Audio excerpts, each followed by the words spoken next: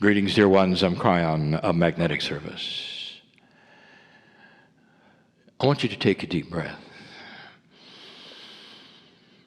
I want you to clear your mind as much as possible in these closing moments of the weekend.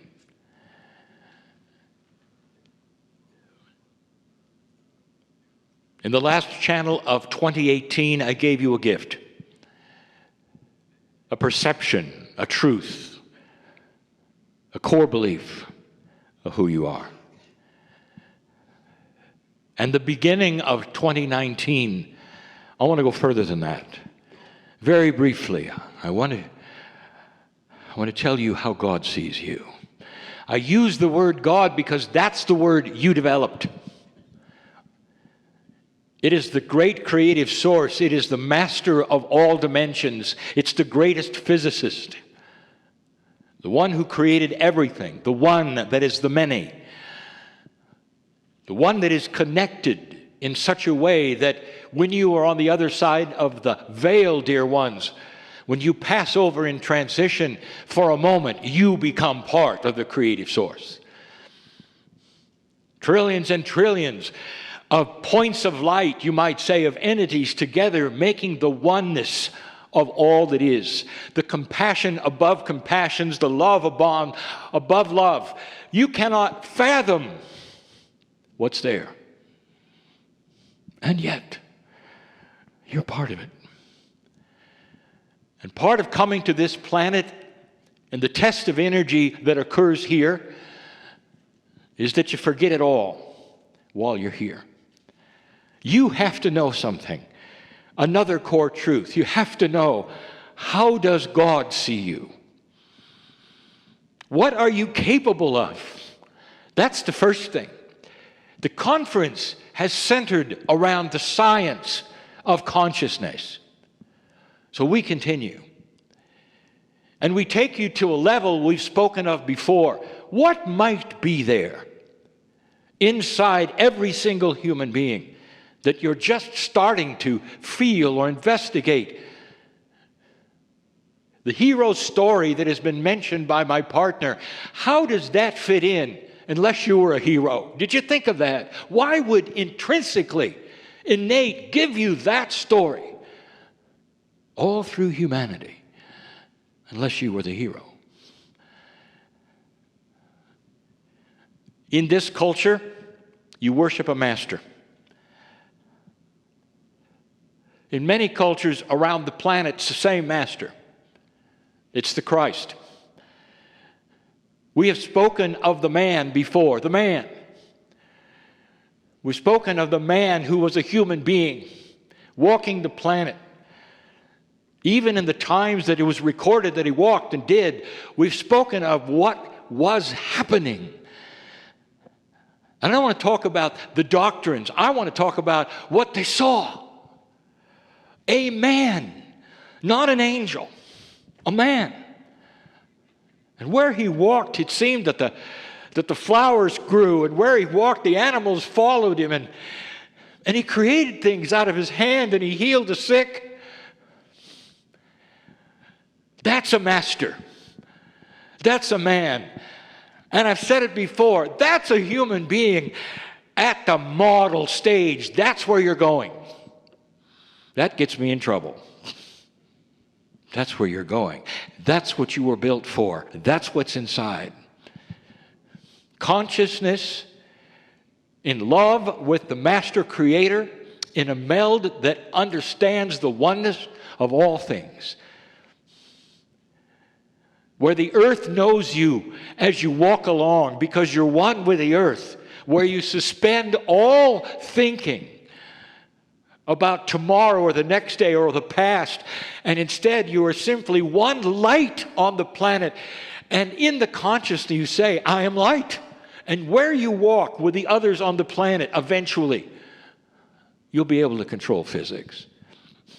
Manifestation of things, even the things you need to eat. Can you imagine that? You have control over physics. Gone are all the paradigms of resources, all of them, because the resource is you. How about that? You got to see the model. How does God see you? I have a little short visualization, and then we close. I want you to wipe away, if you can, everything you've been told about that creative source, that energy that you all know is there. Finally, this planet is one that believes in one creator, one God, if you wish. Didn't always. You've evolved to that. The planet now, over 80% believes in the afterlife. Didn't always. You've evolved to that. You're getting it slowly. But in the linearity of your teaching, that afterlife often becomes a place of torture. And how many times have we given you the information? How much love do you think God has for you? How much love do you have for your children? Would you do this to your kids? And the answer is no way. And yet this infinite loving God would then take you and do it. There's something wrong with the model, isn't there? There's something wrong here. What does your intuition tell you about the great central source and the love that is in you? I want you to visualize something. You're in a room and you're alone and you're sitting in a chair. And there's no one around you, dear ones. Just you. In some cultures, I want you to see yourself instead outside, but no one's around you. It doesn't matter, because you're alone. And in this vision, there's going to be a light, a spotlight, put upon your chair. I want you to envision for a moment your hands out and your head rolled back. Just for a moment. Because you're going to be under the microscope of God.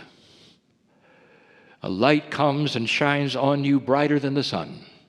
You cannot begin to even start to open your eyes. It's way too bright. All to examine you. You put your name right there, who you are. What does God see? And depending upon that belief model you have or what you've been told or any of the things we started talking about earlier, there are those who will then say, wait a minute, we cannot start there. We've got to clear, we've got to clean, we've got to do exercises, we've got to breathe a little before we want the Creator to examine us. This might be the last thing before I ascend. Who knows? Maybe that's what Kryon's talking about. No. I'm talking about where you sit today. Pretend you're alone. Here comes the light. Then there would be those who say, I'm not comfortable. I don't want to do this because I've been told I'm not worthy. I'm not worthy to be examined. I'm not worthy to look upon the face of God. And I want to tell you, dear ones, here's the first gift. That's a great lie. It truly is. And those who would tear away your magnificence and call you dirty, they may believe this, dear ones. But it isn't so. You are examinable every single moment of the day. The God that knows how many hairs are on your head can shine a light on you, and I will tell you what that great Creator will see. That great Creator will see the mirror neuron of God in you. And will say, if you could hear a voice, I love you. It doesn't get any better than that from the creative source. I love your magnificence. I see me and you together. I see the magnificence that you are, that you will discover you are. I hear the instructions at the beginning of 2019 as the light is shined on you, brighter than the sun, that says, eventually you will stand and go from this chair more magnificent than you ever thought you were. Go from this place different than you came, knowing absolutely that you're here on purpose and there are things to do. And this is the message for the year. But then again, I am Kryon. This has been the message for 30 years. But more so today than any other time, as this planet has crossed that marker of 2012, has absorbed the prophecies of the ancients and begun to evolve. More work to do, dear ones. More light to shine. And no better way than by finding the God in you and showing others how to live. And so it is.